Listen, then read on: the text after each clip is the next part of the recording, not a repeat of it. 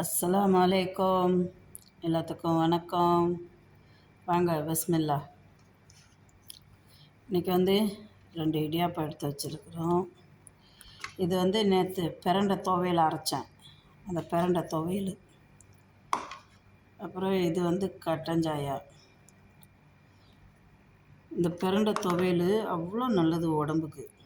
பிரண்டை துவையல் இந்த முட்டி வலிக்கு, உடம்பு வலிக்கு, அப்புறம் இந்த உடஞ்சி போன எலும்புக்கும் கூட அவ்வளோ ஒரு ஹெல்த்தியான பிரண்டை துவையல்.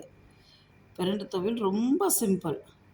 அது கிடச்சிச்சின்னா அதை வாங்கி எடுத்துகிட்டு வந்துட்டு மேலே உள்ள நாரெல்லாம் எடுத்துகிட்டு நல்லா எண்ணெயிலே வதக்கணும். எண்ணெயில் சுருண்டு வர்ற அளவுக்கு வதக்கினா தான் அந்த அரிப்பு தன்மை இருக்காது, இல்லைன்னா அரிக்கும். அதனால் பிரண்டை இருந்துச்சுன்னா கொஞ்சம் பிரண்டை, கொஞ்சம் சின்ன வெங்காயம், கொஞ்சம் வரமிளகாய், கொஞ்சம் கடலப்பருப்பு, உளுத்தம்பருப்பு, பெருங்காயம், ஒரு கொட்டை புளி, கொஞ்சோண்டு தேங்காய், நல்லா எல்லாத்தையும் வச்சு எண்ணெயில் வதக்கி விட்டு அரைச்சி சாப்பிட்டு பாருங்கள். அவ்வளோ நல்லது, ஹெல்த்தியானது.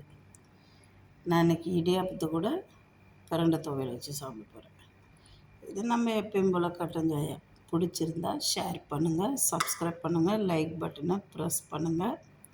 வாங்க சாப்பிட்லாம். பிரண்டை துவையல் எப்படி இருக்குது தெரியுமா? சூப்பராக இருக்கும். சூப்பராக இருக்குது.